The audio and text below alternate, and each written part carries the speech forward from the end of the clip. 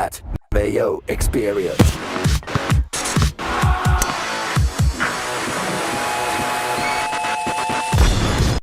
Welcome to the Pat Mayo Experience, the final picks for the Open Championship. We got some Make the Cut parlays, some first round leaders. We're going to be taking your question. It's all here. Cam Stewart on the line with me. I really enjoy that we're doing these chats before majors. It's a lot of fun. I'm telling you, Pat, this is my favorite one too. And now I'm basically up all the time, doing stupid things, going to dumpsters, illegal dumping, meeting people at strange hours to, cut deals. So the Open Championship is perfect for me. I'm up at like 5, 6 o'clock in the morning, just crank on the TV and get the bets going. This is my favorite tournament. Watch it all day, buddy. This is fantastic. This is the one that I love and you have children. So you're probably up early too. Well, Daddy, where's breakfast? You're like, okay, kids, that's fine. There you go. Have some Lucky Charms and put on the golf. So this is my type of tournament, Pat. I've always loved the Open Championship. It's just awesome.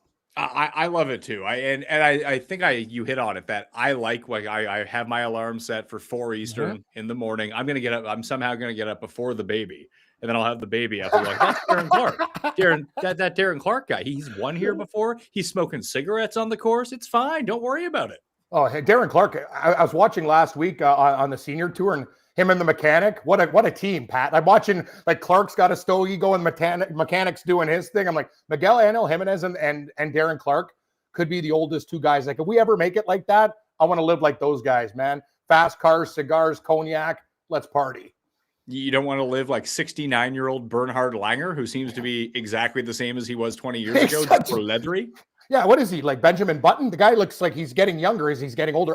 But Bernhard Langer, I remember he did that golf show with Vince Cellini. He used to be on CNN. I remember when CNN had a really good sports department. And then he started doing like weird, okay, you don't remember these guys? God, I'm old. Anyway, him and Fred Hickman, they were like the best, great NFL shows. I digress. They showed Bernhard Langer in the gym, Pat, and he's giving her like Gary Player still. Like, this guy, he's in great shape. He eats well. I still think he likes to, like, have a wine and a steak and, he gets it around. But, man, he looks good.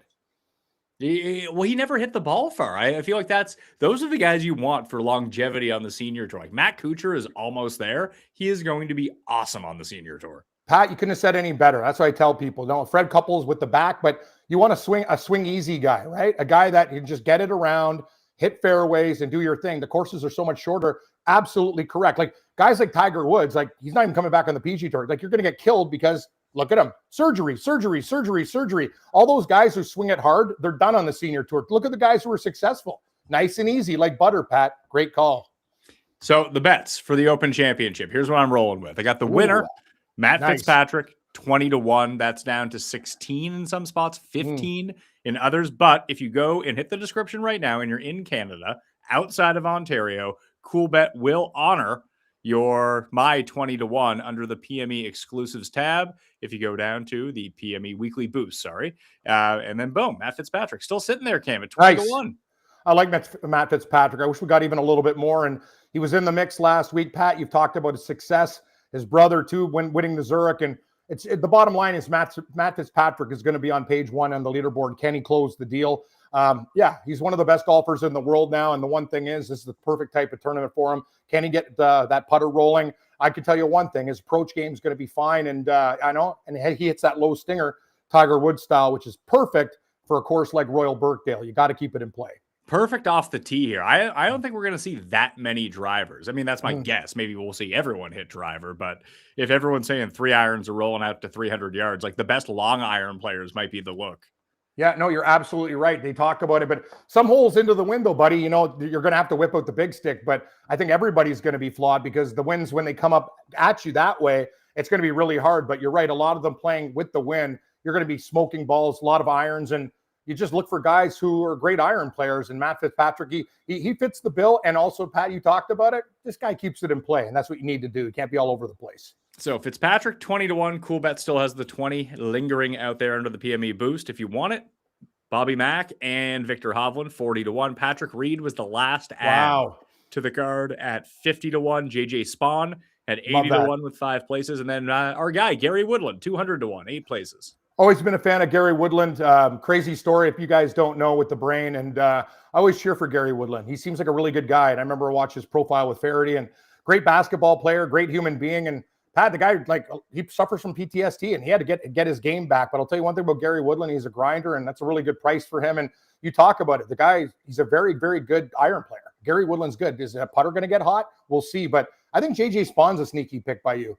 Taking a look at Spawn, he kind of checks the boxes. I know you have the model. I'm just kind of like making notes because I'm a dinosaur, Pat. But I'm looking at Spawn going, Royal Birkdale and Spawn make a lot of sense to me. And he looks like his game is coming into check too. I know he wasn't perfect last week, but I think he's checks a lot of the boxes on this course. I would not be shocked if JJ Spawn was in the mix coming down the stretch. Speaking of the model that you're talking about, I have the one that I made on the research show this week. We can see what the results are right now. I believe Spawn is, number 6 in the model. So Fitz and Scotty by far 1 and 2. Then Henley, Fleetwood, Siwoo, Spawn, Cam Young, Rye, Wyndham Clark, Ludwig, Cantlay, and Victor Hovland at 12. So those are your top 12 by the metrics that I looked at. Now, clearly, I didn't bet all of these guys. I kept scrolling down until I found the guys I actually wanted to bet on. But they're all kind of up there. Like Bobby Mack is 17th. Reed is just going to get hurt because the guy never plays. But you even see like guys like Xander and Akshay and Ryan Gerard and Justin Rose. Like they're a lot lower on the list than I think the people, for what I was looking at least. I'm sure you could finagle it to have a way where you can have these guys at the top if you want. But I was surprised. The one guy that I didn't end up playing in DFS. I'm sorry about my voice. I don't know what the hell's going on with me. You've been doing a lot of shows, buddy. It's the same. It happens, right? I'm swallowing dust from like broadloom carpet and, and doing all that stuff. You're just doing a lot of golf shows. This is your time of the year. Pat, it's the final major. I see you banging it off with the Stew Dog and other guys and Feinberg and everyone. By the way, Feinberg paid me. It's like, sorry, pal, even gave me a little bit of interest. So I probably thank you for that one, adding a few bucks for the late fee. But you've been doing a lot of shows. This is the last major. What are you going to do? You do golf. And listen, we're doing a round 1 recap tomorrow. Yep. Cut sweat. I actually had to cough and I was trying to hold it in, and then my voice started going around it. So I got some first round leaders. Nick Taylor and Hao Tong Lee, both 125 to 1. Yeah. Francesco Molinari, 140 to 1. Nico Echeverria and Joe Dean, the birdie machine. Joe Dean. Oh, you're digging deep. Nick Taylor, that's kind of a sneaky play. I really like the Hao Tong Lee play. Watching him play a lot of golf all over the world. He's a guy that can go low. Who knows? Molinari can find the Molinari magic, Pat, but that's interesting. Like your first round leaders, you're not screwing around. Like sometimes I start at 40 to 1. You're like, no. We're going to start at 121 and hit up birdie machine, Joe Dean. You're an animal. Hey, he has the most experience. he played this course on Monday to qualify. That's awesome. No, and that's very important. Remember, Pat, the Canadian Open? I worked at Credit Valley Golf and Country Club. Who's that guy leading in the 3rd or 4th round? And my buddy watched him qualify. Matt Anderson. Yeah, Matt Anderson. Yeah, I clean clubs for his father. Like Mr. Anderson. Like I used to work at the golf club. I'm like, I know this guy. Stu Anderson's is. I know this guy.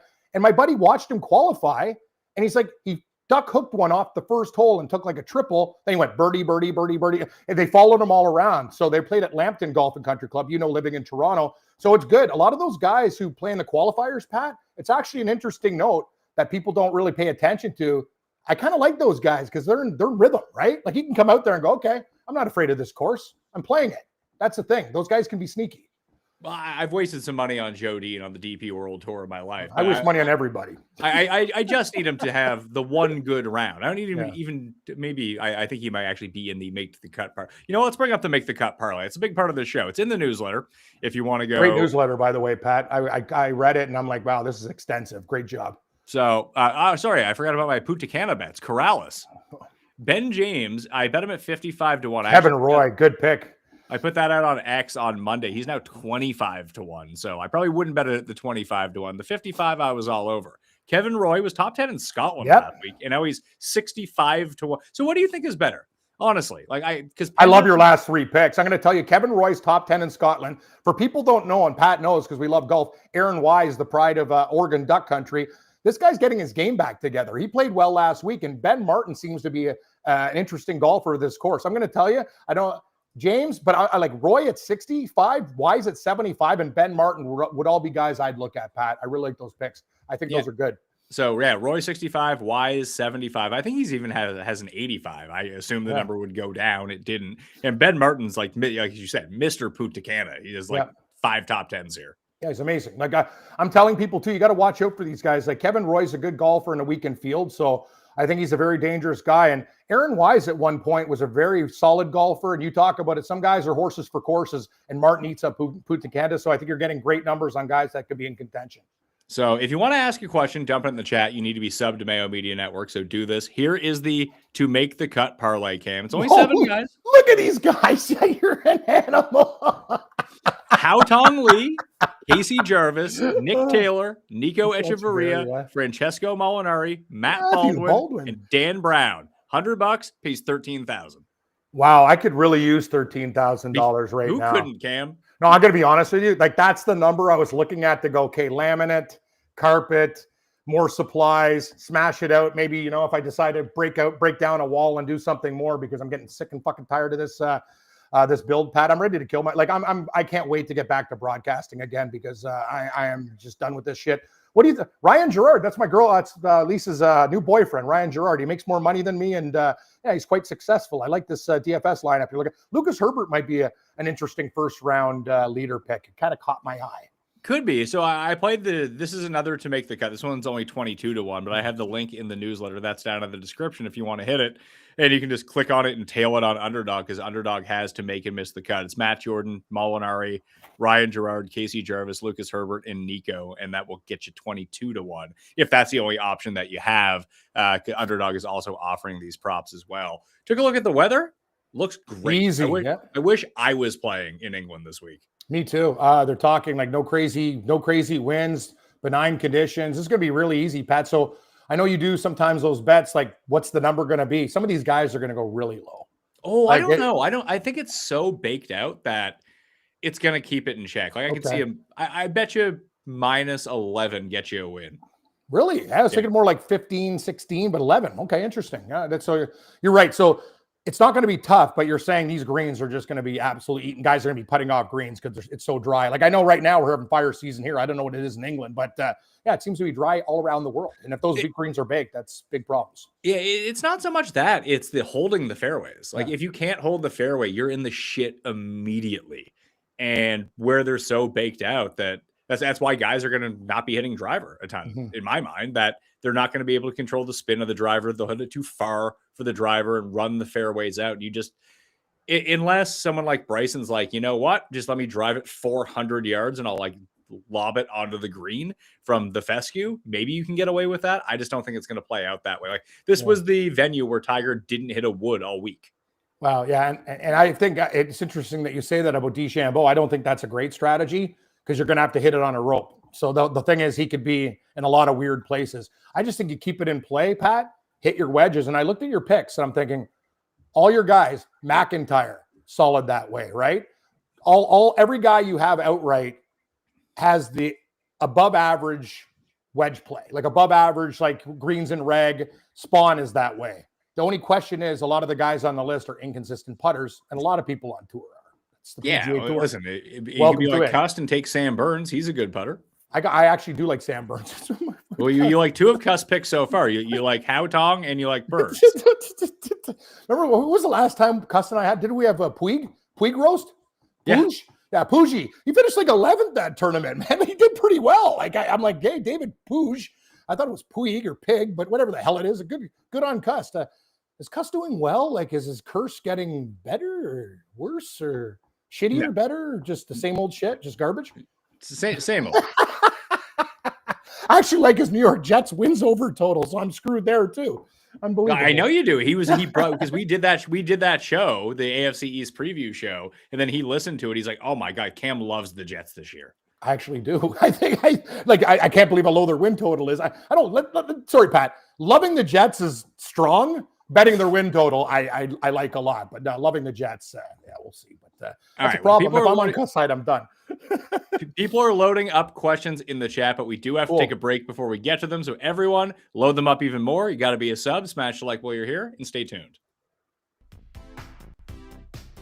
If there's one thing I've learned over the past few years, it's that getting good sleep is the biggest performance enhancer of them all. I've had my Helix mattress for years now, and it's honestly held up just as well as the day it arrived. It's supportive, comfortable, and I don't wake up with stiffness that I used to get on my old mattress. And even better, I sleep through the night. instead of tossing and turning, and getting too hot. And that's made a huge difference in how I feel every morning because I got to get to sleep early because I got to get up early with this newborn running around. Not really running, more or less sitting like a baked potato, but still, he gets up early, so I got to get up early. And if you're thinking about upgrading your sleep setup before the busy season ramps up, Helix has more than 20 different mattress models, including cooling upgrades for those hot summer nights. So there's something that fits exactly what you need. Plus, every mattress comes with a 120-night sleep trial, a limited lifetime warranty, and the Happy with Helix guarantee, so there's really no risk.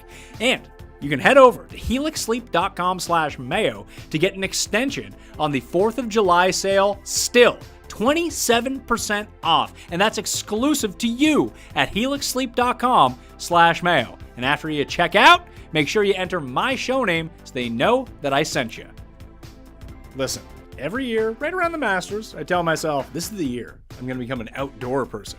Then reality hits. The patio furniture looks like it's been through a US Open setup, and it's nowhere as comfortable to sit as I want, and somehow I end up watching golf inside while perfectly good weather sits there through my window. So this year, I finally fixed that with WAYFAIR. I'm watching golf outside, checking the final rounds. It's awesome because the weather's heating up right now. And I'm not exaggerating when I say that I've used my backyard more in the past few months than I did the few previous years combined. I'm upgrading the seating, added some lighting, got some actual decor out there, and now it's become the place where I have coffee in the morning, dinner with family, and inevitably end up watching the late golf window while pretending I'm keeping an eye on the kids when I'm really just watching golf. Because I'm here working for you, all right?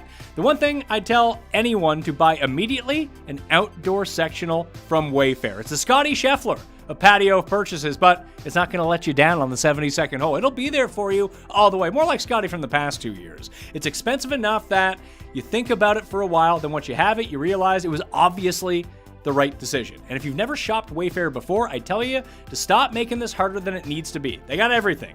You can check millions of reviews from actual customers, use WAYFAIR Verified to cut through the nonsense, and they even have assembly options available so you don't spend your entire Saturday afternoon trying to put together patio furniture while yelling at an Allen key. Patio season is here, and these deals won't last. Ready to upgrade your home for way less? Head to wayfair.com right now to shop all things home and get your space ready for less. That's WAYFAIR.com. Let's talk about something no one in endurance sports likes to admit. You can be training your ass off, cardio, stress, not recovering properly, and yeah, it can mess with your performance everywhere because it all comes back to blood flow. Most guys jump straight to pills. That's just treating the symptom. The real key is nitric oxide. That's what controls circulation, endurance, and yeah, performance. That's why Joy Mode actually makes sense. It's a natural booster that supports nitric oxide production, not the fake pixie dust stuff. Just tear open a packet, mix it like an electrolyte drink, and you are good to go. Use it when you need it, or use it daily to raise your baseline. Think of it like training. One dose helps, consistency changes everything. If you want to support sexual performance the same way you support training and recovery, naturally and intelligently, Joy Mode has a deal for my listeners. Go to tryjoymode.com/mayo or enter mayo at checkout for 20% off. Joy Mode, the electrolyte packet for your dick. Listen, Pat, I have these turkeys coming over, these guys, because I can't afford to pay these guys. This guy comes into my house. He drinks vodka straight from the bottle. He has one of those expensive thermoses. I go, you're an idiot. Even my girlfriend mixes it with soda or water. I go, you're a stooge. This guy face plants in my house or whatever. And I go, like, what are you doing? What are you waiting around? I told you to get the hell out of here. You're not doing any work because I'm waiting for my dick pills. I go, what? Waiting for my dick pills. I don't even know about Joy Mode. And I'll tell you another thing. It looks amazing. I want some Joy Mode. And I also wrote down Helix Sleep, code Mayo. This is the last night I'll be sleeping on my California King with Lisa because that bed is 23 years old. It takes up the whole room, and I'm going to smash it. You could sleep with a basketball team and a couple of midgets in there. That thing is gone. I need a new bed, and that thing is so worn out.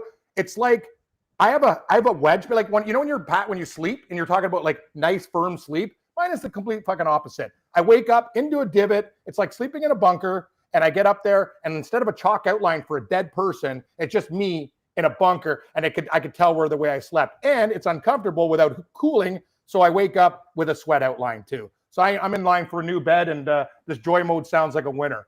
I don't need any patio furniture right now, but that's next on the list from WAYFAIR. So all your sponsors all are talking to me. I say you're the demo, apparently. Honestly, Pat, like I looked at those, I like those promotions. I go, need it, especially the Joy Mode. I got to check this stuff out. These idiots I know, they go for the whatever, the other pills. Yeah, pills are for losers, guys. Do it naturally. Remember what I told you? Told you, Cuss. Do it naturally.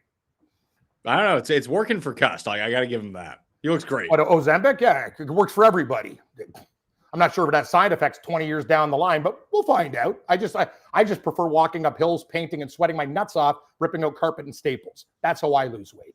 Well, people do it different ways. Yes, they do. Listen, I told him this, like when he was thinking about it. I was like, look, it might have horrible side effects in the future, but it's like, but we don't know if they will or not. I can guarantee you being your weight is going to have horrible side effects. So you pick your poison. One is a guarantee, the other one is not. Do the one that's not. Great point. And I'm going to tell you, Pat, as a serious guy, remember you knew me when I was big. I got over 300 pounds. And once you hit that level, it's almost impossible to lose weight. Like there's a level where you kind of quit as a human being. Don't get there. So you got to find a way to, get it down. And in fact, probably the best thing I've ever done in my life. Like, you know what I mean? Now I'm waking up, I even got weights, barbells and stuff like that. It's just, I'm a totally different guy. I'm not going to say I don't party.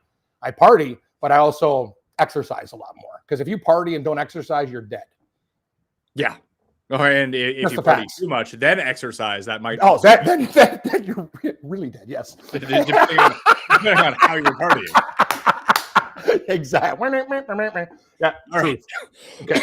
Dude, you're dying, man. I'm not sure if you can do the make the cut show and all the cut sweat and all that. Dude, you need a good night's sleep on your helix. I'll tell you that. I'm going to get one. We have multiple Helix in our house, so every time that they re-up, they send me a new mattress. Oh, I need one. You know what? Next time, if they do send me a free mattress, I'll send it to you. Are you serious? Honestly, they're booked for the entire year, so there's not a new one coming soon. I just couldn't believe it. The guy's unzipping. I'm like, what? My mattress is like doesn't have money in it. When I unzip it, it's got like probably yellow foam from like 1989. Like my mattress reeks. I can't wait to get rid of that bed. It sucks. I'm going to be a tired guy tomorrow because I'm bringing Jared out. So Pizzola's coming in. I'm playing golf with Pizzola. That's in like 2 weeks, and we're filming it. Nice. So Jared and I are going to the course tomorrow and playing, but also scouting out how we're going to film me versus Pizzola at the course. And then I'm coming back right away to watch the end of the Open and then do the round one recap. And then I remembered, I remember because I got an email about it. But my wife and I and friends are going to this like tasting menu experience tomorrow night that I totally forgot about. So that's going to be like another 3 hours at night. And fortunately, it's BYOB because they don't sell booze there. That's wicked. No, I told Lisa after I sell this dump, I go, I got the gerbils out of my ass. I got the elephant off my shoulder, and so that's what we call like the TD Bank and all the problems in my life. It's what Eminem refers to as gerbils. Those are the guys that are basically living there and killing me financially and ruining me.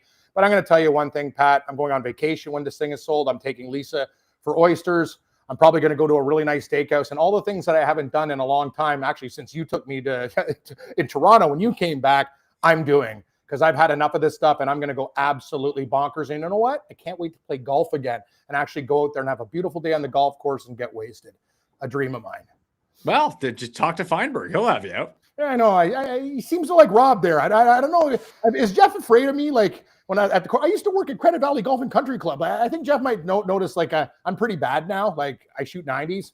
I used to shoot really, really well. Like I played every day. When I was a kid, Pat, I shoot like high 70s. Like I used to be a good golfer, but I sound like Al Bundy. I'm shit now. Like that's what happens when you play once every 8 years or once every, you know what I mean? I don't golf anymore. Like it sucks. But I'm going to go very soon. I can tell you that. Yeah, well, I'm sure Jeff will have you. And he told me that he meant to pay you. It's just he forgot. So he needed someone to remind him. Oh, I'm an idiot. Like I bust Pizzola's nuts because he's always coming at me hard. And Jeff's one of my favorite people in the world. And I told him like I already have Chargers futures to win the Super Bowl for him. Like I'm cheering for Jeff. Like I'd love to go play golf with Jeff. He'd kick my ass, but he played really nice. I don't know about that. I shoot 90s. If you can still shoot in the 90s, you got a chance against Jeff. Okay, well, yeah, but I also like I played never. And Jeff, like how many times has Jeff golfed this year? Less than you think. 5, 10? Oh yeah, probably 10. Okay, so he's golfed more this year than I have in the last 20 years. Okay. And that's not even an over exaggeration. Like I used to golf like almost hell, Pat, when I worked and cleaned those guys' clubs in the range truck, I was fucking golfing every day. I'm up in the morning. We had keg parties at my house. My parents went up north. We're wasted. Climb a fence, go down, jump up, sweat out the booze, clean up the clubs, and then go golfing, man. That's the best thing about working at a golf club. The money's shit, but who cares? You're playing a $250 course. So if you like golf, it's fine. All right, we got some questions here. Questions. Dave says, hey, Pat, with soft pricing, how much is too much to leave on the table to not get duplicated this week? Blickle went over this a little bit. It may have been in his Discord. I can't remember if it was on the show or not, or where he had said it, is that, like, look, you have to understand the opportunity cost between leaving money on the table. Pricing is soft enough that you can make your lineups unique as you want. You just have to pivot off of something. But when you're leaving like $1,000 on the table on DraftKings for DFS Cam, that you're now asking a player from a totally different tier to be way better than players of a much better tier than them. So I never worry about getting duplicated. I just worry, as we kind of break down, that I'm not just playing 2v2 against 10,000 people. That can I find a way to make a lineup that has the right pieces in it that I do like, that are popular, but I have a few players off the beaten path to make that somewhat unique. So instead of leaving money off the table, I would just try to rearrange my lineup. Like Jordan L. Smith? Yeah. He's my guy. I actually looked at him this week. I'm like, the name popped up. Who's the other guy too? My first round leader, damn it. I was Jordan L. Smith. I have it listed down, but I have a question, Pat, and I find this fascinating. Out of your bankroll, how much is betting and how much is DFS versus outrights and other stuff? Like, how do you mix it up? Are you 50-50 or how do you do it? It depends on the week, really. Like especially for DFS, I kind of play like the same $500 every week. But like when it comes to Underdog, some weeks I'll play 0. And then if I see an angle I think I can exploit, I'll play like $3,000 that week. Wow. That's hardcore. But like if I don't see anything I like, I do not feel compelled to fire at it just to fire at it. Exactly. That's like, I used to gamble just for the sake of gambling. I've been a lot smarter now. Well, I don't have the money to, but I think that's good. Like when you feel it, you do it. Just don't like reach. I used to gamble just for the action, and it's really hard for me not to, but I am that guy now. Like I'm watching horse race, I'm just biting my nails because I want to bet on every race, but I can't. I just don't have the bankroll. Hey, Pat, would you play Morikawa in one and done or save him for the playoffs and go with Patrick Reed this week? I like guess Morikawa. It depends on who else you could use in the playoffs, because obviously you can't use Patrick Reed. I think Morikawa is a fine play this week. I agree with you. I think I just didn't get there with the bet. I have Morikawa in part of my outrights, Pat. I think this is a perfect type of course for him. You talk about irons off the tee. He's won an Open Championship before. Colin Morikawa, to me, I think he'll be there. I think he's going to win or definitely be a top 10. Well, who are your bets then? Okay, my bets. I have Colin Morikawa. He's definitely making my card. I like your JJ Spawn pick. I have him for a top 20. Other picks include Chris Gotterup. I took Brian Harman at 125 to 1, I found. And I was thinking, was it Jordan L. Smith or who's that other guy? Anyway, hold on. I got to get in my phone here because I'm a real stooge. And let's take a look what I got here because I have them all down for you. See, Pat, you have databases and I have to go into like a Samsung 5 and scroll. Here we go. Let's see what I got here. Chris Gotterup, 35. Ty Hatton, I found a 38 a while ago. Colin Morikawa, 38. Oh, yeah. Burns and I, Mr. Burns, my surgeon, friend of the program, 60, and Brian Harman, 110. I have 5 outrights right now, and I'll probably add McIntyre. Yeah, that would really kind of hammer all of the English fans too. That England loses in a devastating fashion in the World Cup today. Some English guys about to win for the first time since the '60s in England, and then the Scottish guy McIntyre just wins. I hope Scott. I'm cheering for McIntyre. Here's the deal, England. You're like the Toronto Maple Leafs. You guys are going, oh yeah, you got a lead, Pat. You got a 1-0 lead against Argentina. And you're putting on defensive players. Show some damn confidence and balls and move forward. They deserve to lose that game. When you play to lose, you lose. Sorry, England. Get it done. Are you devaluing strokes gained off the tee since drives will be running out and bad luck will put them into pop bunkers? Yeah, I am in a lot of ways, especially big driver heavy guys. I think that especially like if you go to the rabbit hole, you can just here, check this out, Cam. You'll enjoy this. So if you go to the rabbit hole, betswordsgolf.com. Mine's a gerbil hole. It's not the gerbil hole. It's the rabbit hole. I know, sorry. You're right. No, rabbit hole's fun. That's what I'm saying. If you go to off the tee, click on that, and you can see all the metrics that are up there. I do think that distance from edge of the fairway is something interesting to look at because that's guys that can hit it off the tee using any club, and the guys who miss the least in terms of fairway like distance. Like maybe they're a yard into the rough, not 30 yards into the rough. But if you want to get super sneaky, what you can do is jump on these filters and you can go to off the tee club. So you can go less than driver or mixed, and you can click on both of them, get the results that way, but just take driver heavy out of the mix to see that. You can even put on more filters like firm fairways or whatever it might be. And then you see who the best players are. And it's generally still the best players, because one thing that people don't seem to realize, Cam, is that when you're someone who drives the ball so well, that when you take driver out of their hands, yes, that sucks for them because that's such a big advantage, but their accuracy goes up like 10 times when you put a 5-wood in their hand. Yeah, I couldn't agree more. I just think this is the week, Pat, and you look at your models. And I have a question. When you're putting these things together, obviously you have the framework and stuff from the past or whatever. How long does it take you on a week-by-week tournament? Because I know Pizzola, you guys are really into the science of it, but how long does it take you? I do it live on the show on Saturdays, so it takes like 20 minutes. 20 minutes? I thought it'd take at least an hour. Wow. Oh, well, I mean, people with better models, I'm sure it takes that, but I'm just kind of, I'm flying by and I'm just looking at stuff in real time, trying to put stuff together. Do you do, like, I know you're busy with kids, but do you still sometimes, like, when I'm watching golf, have an eye test and go, I really like what I'm seeing right now, and make mental notes? Yeah, that's the way I that's the way I roll with sports. It's sometimes it works, sometimes it doesn't, but I think it's really important in golf because take a look at the streaks these guys get on, right? Like Wyndham Clark, he seems to be on fire. Like a lot of the time, these guys ride out these hot streaks, and I think it's really important to pay attention. Look at Tom Kim; he's starting to figure it out, right? So, what do you think about Tom Kim this week? Listen, Tom Kim did me right last week. He what a pick! Congratulations! I saw in the newsletter 80-1. Good for you, man. You agree with the doorman. If he wants to win this week, good for him. I hope he doesn't win because I didn't bet him. That's how I feel. One of the guys in the chat, Pat, but I really love it. I think Morikawa's price is fantastic. Actually, I think it's a good number. I see. I ended up going with Hovland instead. I like Victor too. Victor. Okay, so here's the sneaky thing. Here's the sneaky thing about Victor. And I wrote this up in the newsletter so you can see it, but just to visualize it on the screen, because it's not something that you would think about too often. So you just go to Victor Hovland, check him out here. Let's see. He's from Norway. He's basically like my size. He's 5'10", 165. I'm like 5'8", 170. Really? I thought he'd be like Victor Hovland. And you look, I think it's more like 5'11", 6 feet. Interesting, huh? Yeah, no, he looks taller, I guess. He does feel taller, but look at these strokes gained around the green right here. Positive, positive, positive, negative, positive, positive. 5 of his past 6 tournaments, he's gained on the field chipping. Excellent point. I think Hovland's really close. I have him for a top 20. I got plus 140. I think that's a great price, guys. Only one person wins the tournament. I think Victor Hovland is, like, Pat, that's a good number. Like, Victor Hovland, I think, will be in the mix. And you're giving me plus money at a top 20. I know some people do top 10 because they want more, but he made my card for a top 20. I've already bet him. Plus 140, top 20. Fitzpatrick, Scotty, or Rory? Pick one this week. Fitzpatrick. But a lot of people are on for me, him. too. Scotty Scheffler is a problem right now. I don't know what's wrong.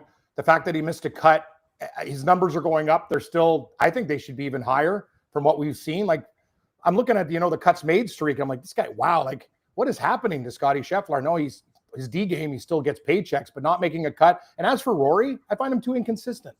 Rory's got a problem with the putter or putting you know what it is, Pat? Can he put 4 rounds together? He can, but I don't think he will. Because I watch enough golf to know that Rory McIlroy will have a bad round where he'll putt like shit. And then maybe in the final round, he'll post a really low number, very low number, and then finish like T5. That's what I'm thinking. For most of his career, that was the case. And he would have to win these super low tournaments, and then he would eventually put the 4 rounds together and go blow someone out. Now, when you see him win, like the 2 Masters wins especially, is that he had the bad round in both those tournaments. And then because the winning score was only -10, -11, that his bad round wasn't 78. It was like 73. And he's able to rebound from that. Like, a good point would be like last week. Rory played 3 awesome rounds last week and 1 terrible round. But the scoring was just too out of control that he simply couldn't catch up by the end of it. I do think here he can get away with like a 72 one of the rounds and then go like 67, 67, 67 and be firmly in this. Pat, I'm watching Golf Channel right now. I'm looking at Scotty Scheffler. It looks like a totally fucking different person. People fuse into their cats and shit like that. I'm not even joking around. Like, he looks more mean. Like, he's like, his beard's all trimmed up. Like, remember, like, gee golly shucks. Like, he looks more like I'm angry and I might like want to fight you type of thing. I don't know what's going on. Maybe he just got a different haircut. Rory McIlroy looks like he wants to kill himself at the press conference. He's just like not even interested. This is awesome watching this shit right now because Rory looks like he's aged about 20 years here and he wants to tell this reporter to go fucking suck his dick. But I'll tell you this, Scottie Scheffler looks different. Like, am I nuts? Like, I'm actually watching the guy on TV. He just doesn't look as, remember before, he's like more kind of friendly, bigger. He looks more like trimmed and angrier. Maybe he's got more stress. I don't know. Maybe that's well, because we get into an echo chamber a lot of times when because everyone I know is betting Fitz this week. Everyone who like covers golf and bets on golf is all betting Fitzpatrick. I mean, he was 20-1, made a ton of sense. And then you get the entire thing of like, oh, well, no one's even talking about Scottie Scheffler. But when I looked at, who is it? Jeff Sherman puts out like the most bet on people, the biggest liabilities at their book. Like Coolbet put out theirs, DraftKings put out theirs. Yeah, Fitzpatrick's up there, but number 2 is Scottie. Like your random person is just betting on Rory or Scottie. I agree with you 100%. And the thing about it is, I don't want them at their numbers. Look what you're getting for Fitzpatrick, even with your boost on Coolbet at 20.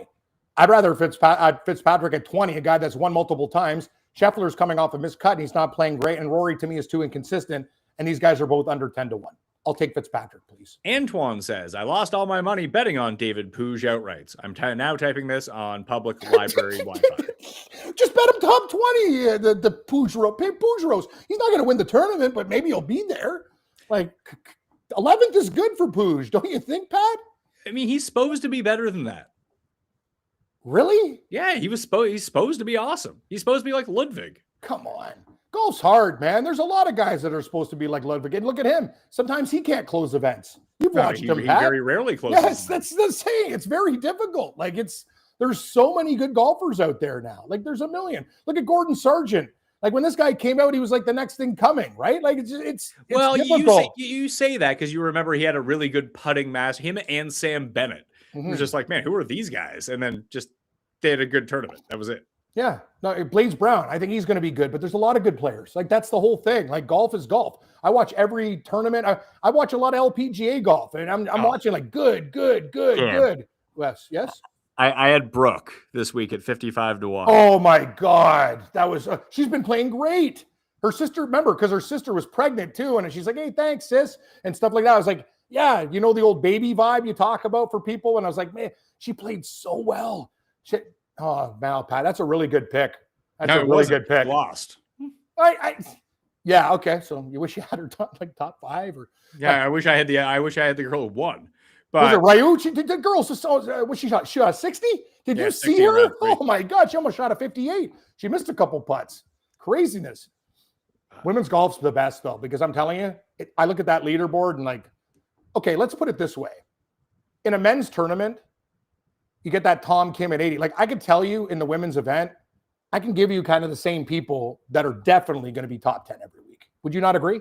It's more consistent. I know very little about women's golf. However, if you can guarantee the names inside the top 10, I would suggest that you only bet top 10s for women's golf. Yeah, it's like Didickel's always there. I know Korda, but her odds aren't great. Henderson's playing really, really well now. A lot of Koreans are there. Like I'm watching golf, and it's the same people on the leaderboard for Swedes. Lynn Grant, she's hit and miss. Hannah Green, another great golfer from Australia. I know you've had her before. We both had her outright. Like it's one of those things. Women's golf repeats itself a lot more than men's. That's my opinion. But I love betting women's golf. I love watching it. See, I know you get yourself into issues betting on all the Danish players because their names are so similar. What happens to you when you bet on these South Koreans? It's a real problem. You got to even drink less because there's so many, Lees. They got numbers beside the name 6 and 9 and what the hell 6, 9? Which one's the good ones? Is it 4, 6, 9? It's a horse race triactor. What the hell are you doing to me? I'll tell you, Pat, it's very dangerous. This Danish guys, I'm about done with with the Højgaards. Like, you know what I mean? Like I try to cheer these guys on, and I got to be honest with you, Nikolai Højgaard's really let me down when I needed a friend. He went, but he was another guy who had his run. He had all of the top 10s, the top 5s, and then it just stopped. Yeah. I will tell you another thing, Pat. Blindly, I'm taking Justin Rose first round leader. I got 45-1. Yeah, Justin Rose. I feel like I'm going to regret not having any money on Justin Rose. Oh, I have him for a top 20. I have him for a first round leader.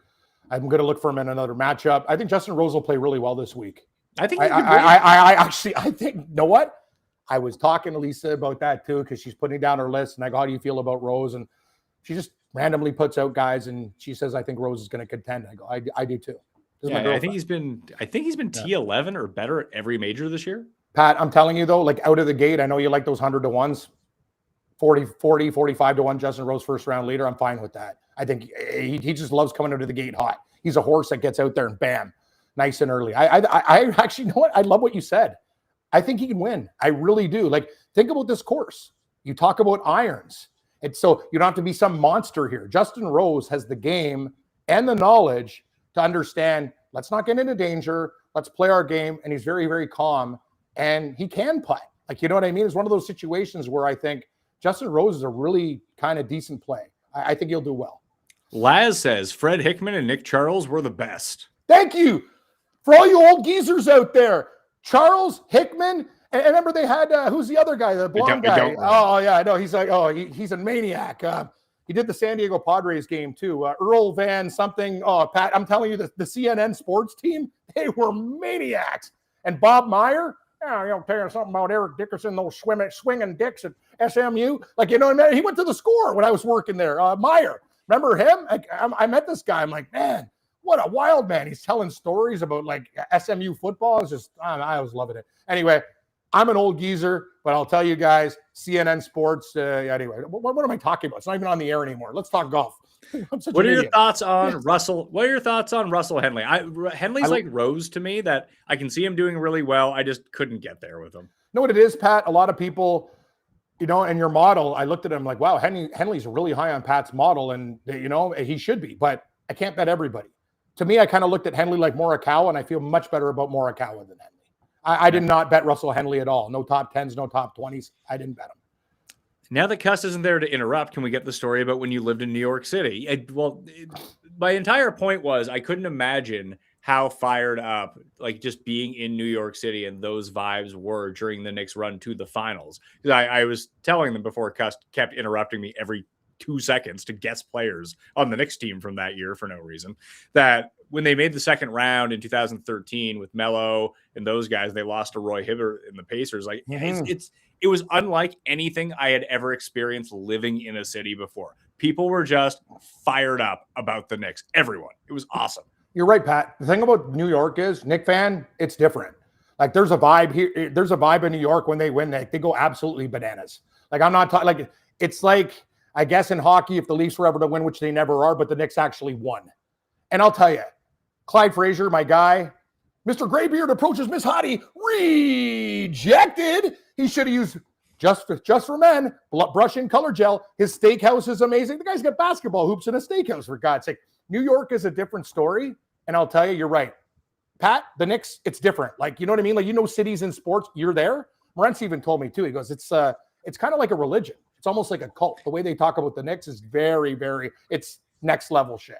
There was this electricity around the city that you could feel. It was palpable to when the Raptors were in the finals. It was more than that. Yeah. But like when you walked around downtown in Toronto when the Raptors were in the finals against the Warriors, it was awesome to be around that. Like it just, everyone was just in a good mood. There was like this anticipation and everyone was kind of feeling it. But with the Knicks in New York versus everything else, like no one cheers for the Nets. I mean, the Nets were probably still in New Jersey at that time. I don't know if they were Brooklyn yet or not. But, you know, you have your Mets fans and your Yankees fans, your Giants fans and your Jets Rangers, fans. Devils, Islanders. Yeah, no, but there's only Knicks fans. Bingo. You nailed it. And I'm so glad I took them against San Antonio. It felt great to have futures on those guys. And I'm partly with Carolina. And then the World Cup hit. You know what I mean? I was doing so well with Norway. I'm still pissed off about that Norway-England game. They got fucking hosed. They got hosed in that game hard. Holland did nothing. The guy grabs him, gives him a little push, and the guy dives. Norway was a better team, in my opinion. And hey, England, now you got slapped upside that. Pat, how much Argentina? Like, these guys are down 2-0 to Egypt. They score 3 goals. They're down 1-0 to England, come back. Like, they're relentless. Like, you got to give a team like that credit. Soccer, it's hard to score 3 goals.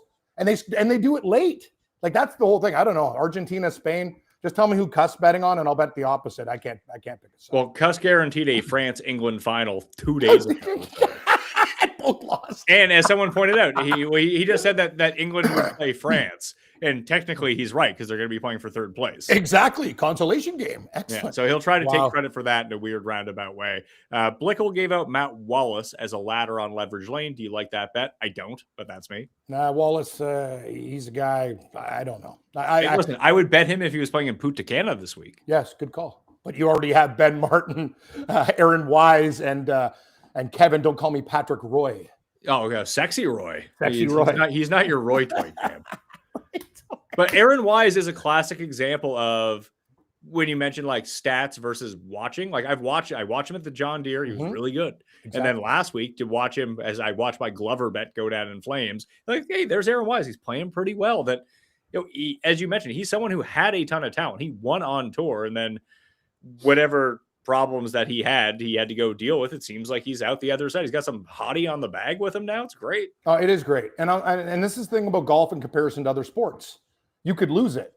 Like remember Lee Westwood, like he was one of the best. He lost it. Stenson, same thing. And this is very important, Pat. And you know this. When you lose it in golf, it is tough and it takes a long time. And Aaron Wise is one of those guys. He's grinded back. And now there's something different about him. And I'm watching him play going, he's figuring it out again. And that's a very dangerous thing. And I hope he wins for you this week. You know what? I'm going to put some money on him because I'm cheering for him. I love reclamation stories. I love guys that have lost it and get it back together because golf is one of those sports. Like when you lose it in hockey, you're fucking done. Like you lose it in baseball, you can't see the ball anymore, can't hit a curve, you're toast. The fact about golf is sometimes you lose it and then you rebuild yourself and then you get it back. And Wise is a nice story. Steve Stricker was the biggest example of that. Like he went great call. He was gone. From like he was on like the Corn Ferry Tour. Pat, I know I probably told the story a million times when I worked at Credit Valley Golf and Country Club. It was the CPGA Championship. Mike Weir versus Steve Stricker. My boss, Charlie Slaughter, comes down. We called him Goldfinger, 4 packs a day because his finger turned to gold. And I go up to him and I go, hey, Chuck, what's up? He goes, hey, you motherfuckers, you got to, in the winter, I can't walk anymore. You got to do my snow. I'm like, I don't care about that, Chuck. We're talking about the CPGA Championship here. We got Weir and Stricker. He goes, Stricker. And I go, exactly. Steve Stricker, and Steve Stricker beat Mike Weir. It was one of the best battles ever. And I love Steve Stricker. I went to the Masters, Pat. He gave me a one-on-one. And him and Snedeker, other guys are fuck off. I'm busy, So it's one of those things like when I was young and going to an event, when a guy gives you the time of day, I always cheer for Steve Stricker. Great call. He lost it and got it back. What do you think the winning score is going to be? I said -11. I said 15. Okay. They said that they were going to be watering the fairways through Friday. Yeah, well, it's not really going to take is the problem. They can water them as much as they want. It's not going to do anything. It's a good point. Like if somebody lights up a Benson and Hedges there, that fucking place might burn up on fire, right? Like Pat, we're having fire warnings here. Like that hay, like that's the whole thing, man. It's dangerous. You're right. Like roll. Those balls can roll forever, man. If it's baked on a links course, that's craziness. This guy says it's dry in Canada. Your wildfires are polluting our American air. Wow, I mean, American air is pretty lousy to begin with. Slow down there, American air. Like it's like we control it. Hey, Smokey the Bear. Like, yes, I told you, a guy smoking a joint in my backyard yesterday. The thing went on fire. I'm like, whoa, put her down, boy. Thank God I saw it because it was like, hey, it went like it started a fire. I'm like, that's one little thing here. Like imagine like a big fire. Who's your favorite old dude in the field? My favorite old dude is Patrick Harrington. Yeah, that's a lot of people like Stuart Sink, but Patrick Harrington, top Irishman at 14-1. I actually looked at. I was like, interesting. So think about it, Pat. Like he can get it around, right? Older guy, not going to need too much. Like why not? Like I know obviously got to be Rory. I know. So the top Irish is like you have Rory, McKibbins in this field, and Lowry. Yeah, that's tough. But 14-1. See, I'm kind of like you in those make the cut, miss the cut parlays. I'm looking at Patrick going, that's a nice number for a guy that's a pretty damn good golfer and doing well on the senior circuit. Let's see. It's not letting me, for whatever reason, I'm trying to click on top senior. It just leads me to top debutant every single. Who do you like top debutant? Knapp is the favorite. I like Gerard. Yeah, Gerard, Knapp, and Eugenio. Me and Genio are.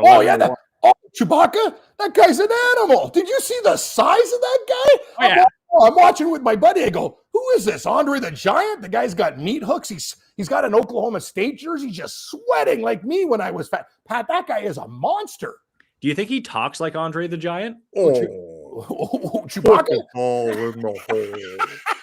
What, 150 cans of beer on a plane or 50 bottles of wine? Go Andre. The only guy who can drink more than that's Bobby Hull, and I've seen it fucking flat out. Like I remember I'm doing a show with Bobby Hull at Wayne Gretzky's. The guy didn't have the money. He goes, listen, buddy, I'm going to slit your throat, or you can give me a case of that wine. Glug, glug, glug, glug, glug, glug, glug, glug. I'll tell you, that guy can drink, man. Those old hockey players, piss tanks. Let's see. Why is there not much mention or love for Morikawa? Well, Cam is betting. Hey, there's a lot of love for this guy. I got Morikawa for sure. All the talk for Tommy, Victor, but not the man who's won the tournament before. I mean, I think that Victor has a better chance to win this week. I don't understand the Fleetwood stuff at all. But also, you say all the love for Tommy Fleetwood. For as much, listen, I would love for him to win too. I would feel very good about that. That'd be a great story. I don't know anyone who has bet on Tommy Fleetwood. I'm not betting on Tommy Fleetwood. Can he win? Yes. I'm not taking him. As for Morikawa, you know I'm taking him. Pat has Hovland. I have Hovland top 20 plus 40, as we've mentioned. Who else did I take, Pat? For just my placements, I took Christopher Rayton at plus 200. And I got to take my English boy, Jordan L. Smith, JLS. That's my dad's nickname, John Lindsay Stewart, Jordan L. Smith. Of course, JLS is my guy. Plus 160 for a top 40. Who do you like top live? Hatton? Cam Smith? Listen, Smith if you take driver out of play, which you can here, that's the only club he hits poorly. The other clubs he's fine with. You're right. It's actually, you know what? You're making a lot of sense right now. I think Hatton's going to be there, but Hatton will probably finish like 4th or 6th or something like that, right? Which is probably good to be low live, honestly. Yeah. I did a parlay too. Top Swede with South American. It's plus 206. I got Neiman and Aberg. Hey, you're not worried about Noren beating Ludwig? No, I'm not. I love Alex Noren too, but no. Noren top 10 at Birkdale in 2017. Really? Now you're bringing up concerns. He's been terrible lately. Yeah, that's the thing. I really like Alex Noren too. He's one of my favorite golfers, but he hasn't really helped me like Tom Kim helped you last week. I need help, Pat. I need supplies. I need money. I need something to work this week. JJ Spawn will get it done for us. I got a first round leader for you. Hit me. Just like my buddy. He's a fucking numbnuts. He thinks he's a Michelin chef. He fucking burned a like $50 piece of meat. Numbnuts. Guy comes in. He thinks he can paint. He's so drunk he face plants on my house. I'm not going to give any names, but anyway, you know what he likes on the barbecue? Burnt Wiesberger. Everything he cooks is burnt. 150-1. Burnt Wiesberger, first round leader. He actually played well the other week. I think he was like right around first round leader. He was first round leader last week, and then he missed the cut. That's my guy, Burnt Wiesberger. 150-1. That's in your range with your crazy guys, right? You got Echeverry and a lot of other turkeys there, first round leader. Oh yeah, I know who I have. Jordan. Michael Jordan. You know who I'm talking about. Matthew Jordan. He's the guy. This is my first round leaders. Rose. I got 5. Wow, I got a 50. Wow, okay. I didn't thought I had 45. Rose, Jordan 120, Burnt Wiesberger 150, and I like a little bit of Morikawa at 40. Okay. We have a $50,000 salary league with a huge punishment for missing the cut. How do you feel about Morikawa, Hovland, Burns, Henley, Tom Kim, and Bobby Mack? Sounds good. Sounds amazing to me. We have a lot of those guys. Pat, how about Joe Dean, the birdie machine, as an each way? Won the qualifier. This I know. That's why I bet him as first round leader. I like him as first round leader. I don't want anything else to do with him. Sorry, could you repeat that? This guy likes Joe Dean with like Joe Dean to win plus an each way. To win? Yeah. Wow. Oh, I like this. What's this? Retail tripper? Dan Brown. How about DB for first round leader? Danny Brown can play. He's English. The Da Vinci Code was first round leader 2 years ago at the British Open. Da Vinci Code.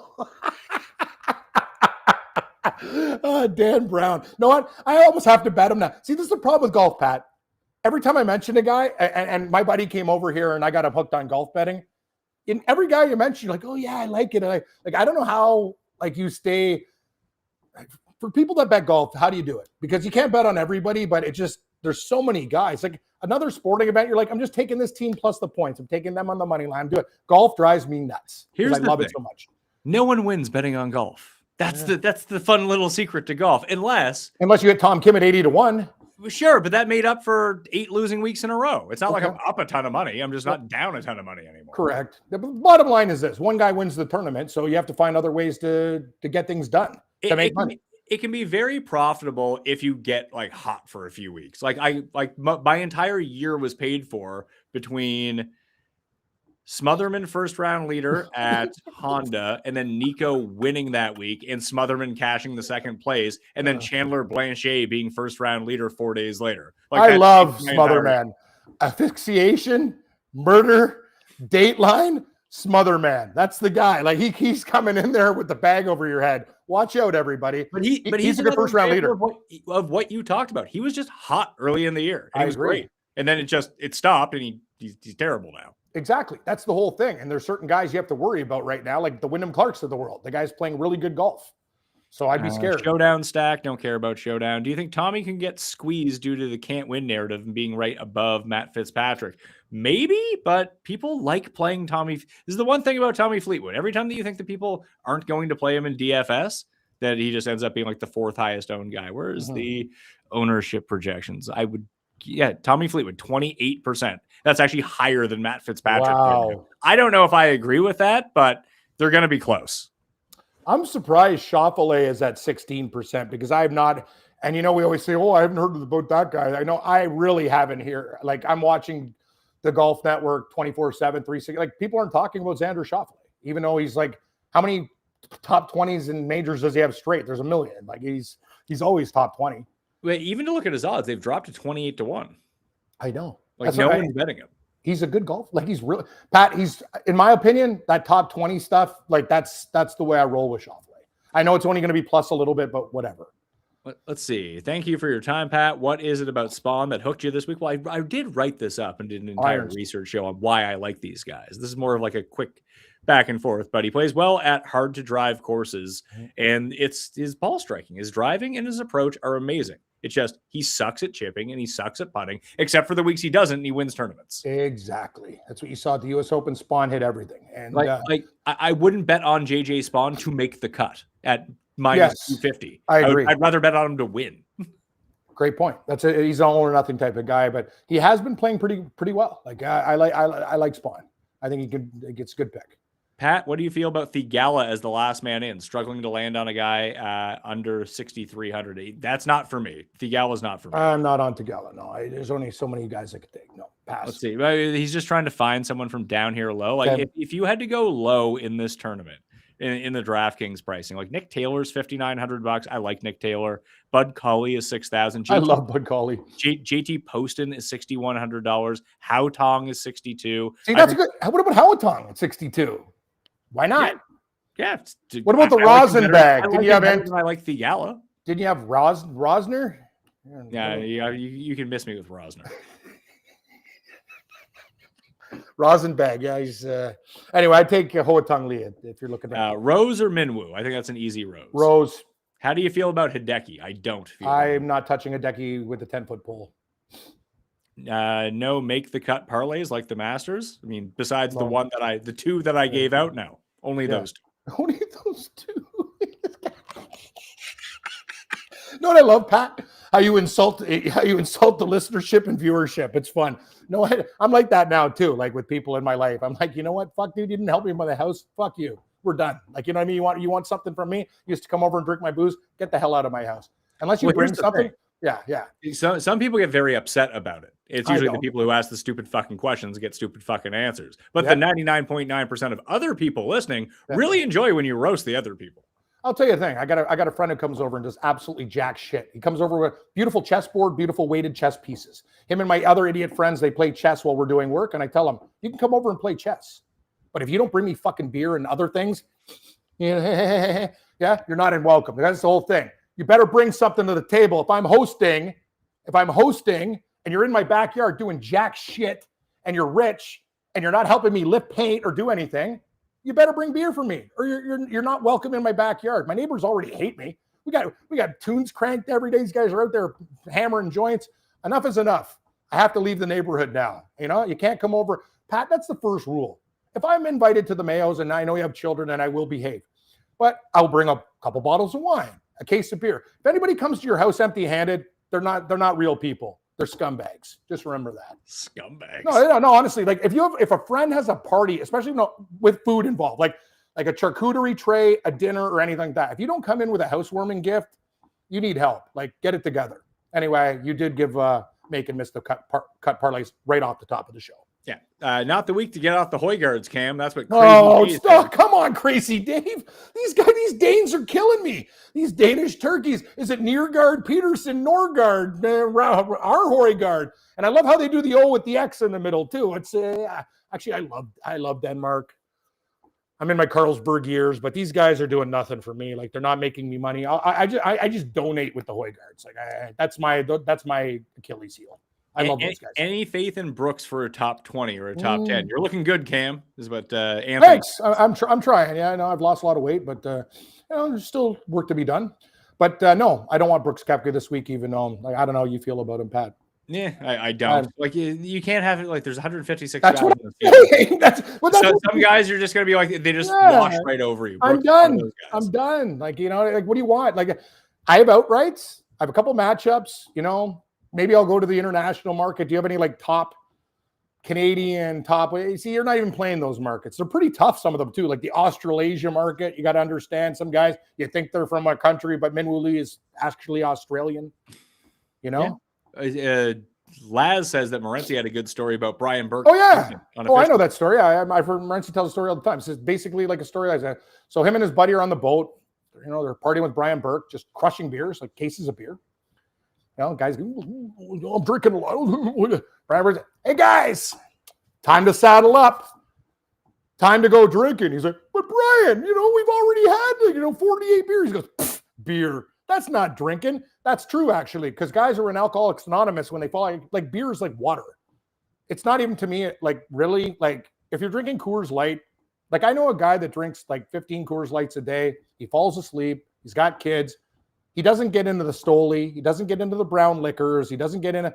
He stays in his lane with Coors Light and beer, and you know what? Never gets into trouble. When things get weird and wonky, as Pat knows, other things come into play. Sorry, more me, Pat, not you. Sorry, you're anyway. No. The thoughts of Cam Stewart are not affiliated with Pat Mayo and his products, Helix Sleep or Joy Mode, which I really want a sample of. But I'm going to tell you this: liquor is the problem. It's like Jim Leahy on Trailer Park Boys. Beer's a joke. Like, honestly, like these guys, we crushing beers, like we're fine. Like, I do shows after a million beers, and I can't get drunk on beer. But the minute I get vodkas and other things cooking, then you can go a little bit squirrely. But do you not agree with that statement, Pat? I'm not saying like if you're in, don't start like drinking. But I'm just saying beer's like fun. Like, it's just like a casual, hey, how we doing? Nice to see you again. But if you want to get cranked and like bring out the brown liquors and vodka and just douche. For me, I don't even get drunk really. Like Pat, you've seen me. I'm not proud of it, but I'm Scottish. I guess the background, I can drink a lot. But the one thing that gets me after a while is Jameson shots. I can start like 4, 5, 6, and then once you get into like all night Jameson shots, that's when you're going to cuckoo land. Like, I didn't make it inside my house. Where are my keys? Did I sleep there last night? I lost my wallet. Where's my phone? Did I say something really stupid? Like, those are things you don't want to be involved with. And I find Jameson shots get you to that zone. I'm trying to avoid that zone and be a better person. It's hard. Just stick to beer. You'll be fine. That's what I said. Beer's not drinking. Yeah. That's Brian Burke's story. Let's see. Appreciate you reading that for me. I've won back-to-back majors and miscut punishment. Feeling good from Toronto. It's Ashy over here. Yeah, Ashy. Apparently you had really terrible air quality today. Pat, it's yellow here. Like, I'm in 20 minutes outside of Toronto. I told you, like, cigarette butts, like it's like hay here. Wildfires from the north. Toronto was just covered in haze. No, it's really bad air quality. Like, people are wearing masks and stuff. I'm dealing with like sawdust and stuff in a house. Like, and I'm not even wearing a mask, but I didn't get outside too much today. Thoughts on Johnny Kiefer? Played well last week. As I pointed out, that if you go and look at the just results log of Johnny Kiefer, he only plays well at courses where he can hit driver wherever he wants. And that is not this week. No, not this week. Should have played Punta Cana. Yes, with the rest of the posse. If you were thinking about betting on Johnny Kiefer this week, save the money and use it for him in Detroit in 2 weeks. Well played. I agree with just you. joining, sorry if covered. Would you? So for you, Cam, this guy's barely in the money in the one and done. Would you take Rose, Goddard, or Hatton? Oh God, I have all three. Pick one. In different things. Rose, Goddard, or Hatton. I'd probably take Rose. As crazy as that sounds, I'll rank them. I'll go Rose, Goddard, Hatton. Who's the cheapest player you play on DK? It'd be Nick Taylor for me at $5,900. What are your thoughts on Joaquin Neiman? I have a parlay with him with low Swede because I don't like Noren with Aberg over 2-1. But I think Neiman's dangerous. Let's remember one thing, guys. He took an 11 at that last tournament, and I'm like, what? With a 2-stroke penalty, Pat? Like, he would have been there. Like, Joaquin Neiman is a very, very, very good golfer. Like, what do you think? Like, he's actually scary as hell. I think he's dangerous. He was on that short list of guys because I ended up going with Reed in that range. So Tom Kim, admittedly, was a part of that. So was Siwoo. So was Neiman. I was like, just give me Reed. The guys won a major. Yeah, that's the thing. I would actually, in my opinion, and Pat, I respect your opinion. I think it's a very good one. I actually like Neiman over Reed this week, but I'm probably in the minority. No, I would probably guess that more people like Neiman than Reed. Really? We'll see. Okay. Talk me off of Victor in one and done. Top 100 and one of the bigger ones. Smash the like. Go with Victor. I bet him to win, so let's go. I like Victor a lot. I think he's definitely going to be a top 10 player. Pat likes him outright. Let's see. Who is Cam's Joy Mode Player of the Week? One guy. You can call him the Cam's Joy Mode Player of the Week. So what does he do? He has the most sex, or he's like the surprise golfer in DFS? Like, what is the Joy Mode? Maybe he's just someone who pops up. Maybe out of nowhere. Naturally. Jordan L. Smith is Long Dong Silver, the Joy Mode Player of the Week. What about Jordan L. Spieth? People like I've seen a lot of bad. Problem with Spieth is I just can't see him doing it for 4 rounds. I could see him having a low round, but can he do it for 4 days? I don't think he can. You know what? If you want to find a way to wager, I'm not doing it. But if you did, just bet Spieth first round leader because he has like a 6 under in him somewhere. I actually looked at Spieth for first round leader too, Pat. I think that's well done.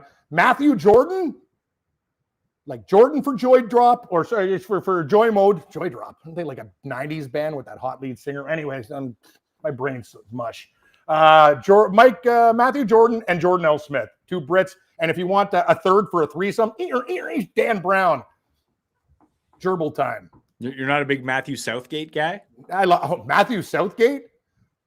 Amazing. But the best look in sports is Beef Johnson. Have you seen that guy? He looks like a barbarian. He looks like a barbarian. I know. I'm just saying, as I say, you're right. He's not in the Pat. But when I look at that guy with a beard and those teeth, I'm like, oh man, that guy looks pretty. Like he can kill people. If you want to get all of the picks, it's all written out. It's in handy cheat sheet form. Really? It's in my newsletter right now. That is free to subscribe to. Hell, you don't even have to sub. You can just click on it. It's down in the description. The 20-1 on Fitz is still available at CoolBet, so you can use the bonus in the description, then go use that bonus to bet on Matt Fitzpatrick if you want to. And code Mayo and Underdog. Cam, we have already recorded 2 more NFL shows that have not come out yet. One will come out next week. One will come out the week after. So people will be seeing you a lot on the network. It's going to be great, Pat. I can't wait. Thanks. And I'd like to do even more. We have so much fun and stuff. And yeah, this is going to be awesome. The Open Championship. We got NFL right around the corner. Hell, I'm betting on CFL, everything. Like, it's awesome. And now I'm fucked because I like the Jets wins over total in their cuss team. So I might as well just put a bullet in my head. But it's been a pleasure. And we'll talk about Helix Sleep and we'll talk about Joy Mode. My other buddies are these guys deal with Cialis. Why buy I want it in like drink form. I don't want it to take pills. I'm already on enough. I actually kicked diabetes, like this diabetes medication. I'm like, ever since I got off metformin, I feel like $1 million. So anyway, I'm not going to say you should probably talk to your doctor first, but when you lose a lot of weight, sorry, Pat, like I just did it like whatever. They're like, Mr. Stewart, we have your pills for like 3 months. I'm like, I'm not picking them up. Like you're trying to force me to take medications? Like, fuck off. I'm going to do it my way. I like it. Coors Light and exercise. That's it. Working. Yeah. The Open starts in 4 hours, so everyone go get some sleep. Remember to share the show around. Help me out there. And the fan ball pool, that's also in the description right now. It's the 5x5.